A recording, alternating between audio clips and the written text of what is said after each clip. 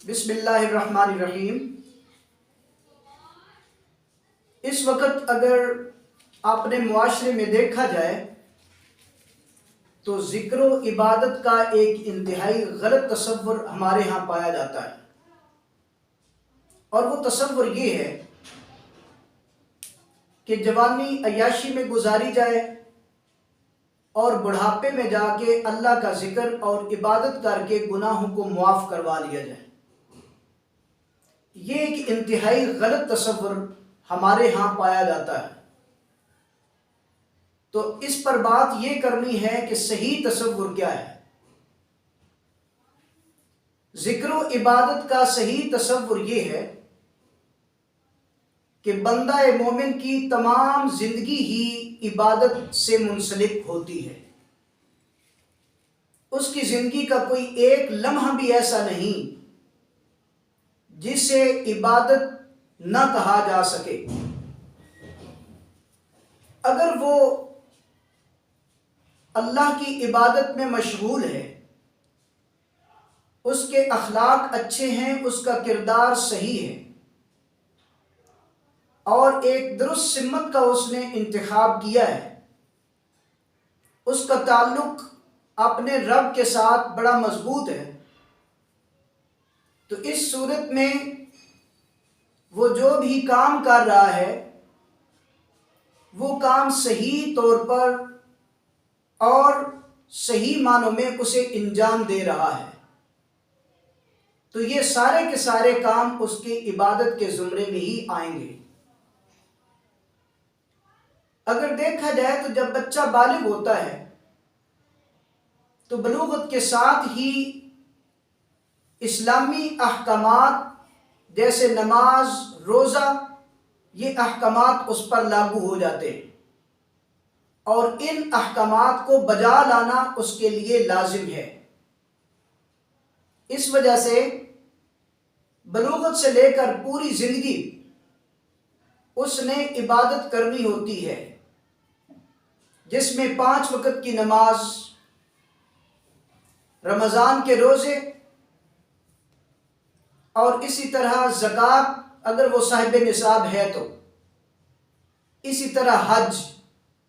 اگر وہاں جانے کی استطاعت رکھتا ہے تو، ان فرائض اور ارکان کے ادا کرنے میں کسی عمر کی کوئی حد نہیں، اور یہ بلوغت کے ساتھ ہی لاگو ہو جاتے ہیں۔ اس لیے اگر کچھ لوگ یہ سوچتے ہیں کہ ابھی تو ہم چھوٹے ہیں، ابھی تو ہم جوان ہیں، جب بوڑھے ہوں گے تو اللہ کا ذکر کریں گے، مسجد کے ایک کونے میں بیٹھ کر اللہ کی عبادت کر کے اپنے زندگی کے تمام گناہوں کو بخشوا لیں گے، یہ ایک انتہائی غلط تصور ہے۔ اس کی تصحیح اور کریکشن ہونا لازمی، خاص طور پر انسان کی زندگی اور بندہ مومن کی زندگی میں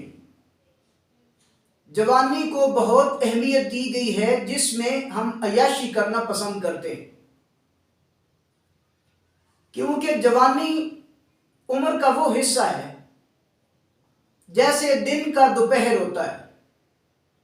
جب سورج خوب آب و تاب کے ساتھ چمک رہا ہوتا ہے، اسی طریقے سے ایک نوجوان کا خون صحیح طریقے سے اس کی رگوں میں گردش کر رہا ہوتا ہے۔ تو عبادات کے معاملے میں نوجوان جتنی توجہ کے ساتھ، انہماک کے ساتھ اور صحیح طریقے کے ساتھ ادا کر سکتا ہے اور عبادت کر سکتا ہے، اتنی وہ عمر کے کسی دوسرے حصے میں نہیں کر سکتا، نہ ہی اس سے پہلے اور نہ ہی اس کے بعد۔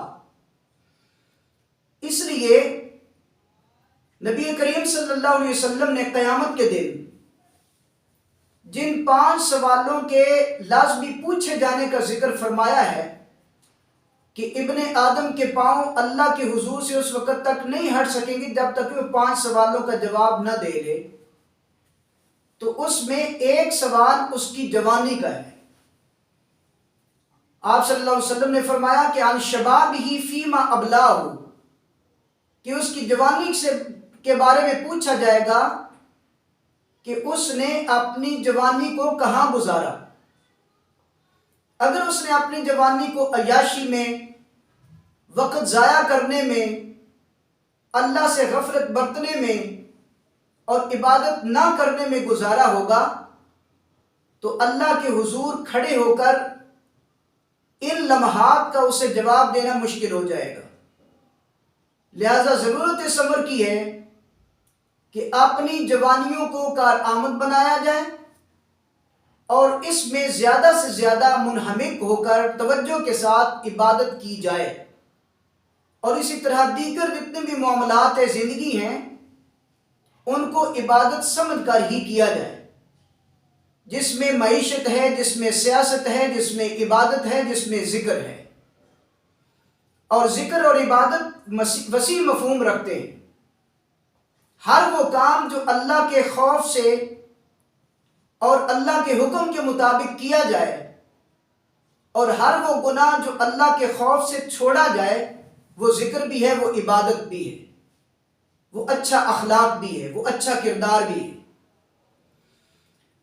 قیامت کے دن جن 7 لوگوں کو اللہ تعالیٰ اپنے عرش کے نیچے جگہ دے گا، ان 7 لوگوں میں ایک وہ نوجوان بھی ہوگا، رجل قلبہ معلق بالمساجد من حبہ ایاہ۔ آپ صلی اللہ علیہ وسلم نے فرمایا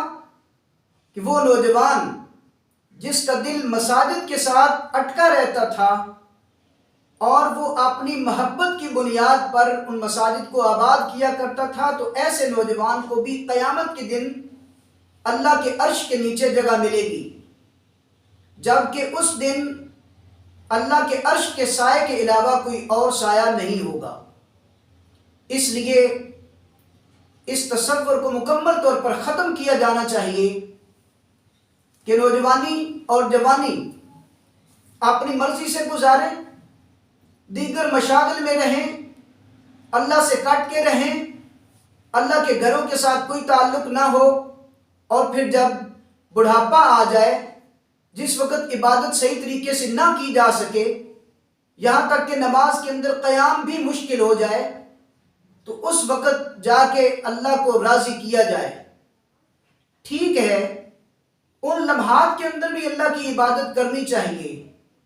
لیکن یہ تصور جو بن گیا ہے یا کنسیپٹ ہمارے اندر ڈیولپ ہو گیا ہے، اس کو مکمل طور پر ختم کیا جانا چاہیے اور پوری زندگی کو ہی عبادت بنانی چاہیے۔ خاص طور پر اپنی جوانی کو اللہ کی عبادت میں اور اللہ کے ساتھ مربوط رہنے میں گزارا جائے۔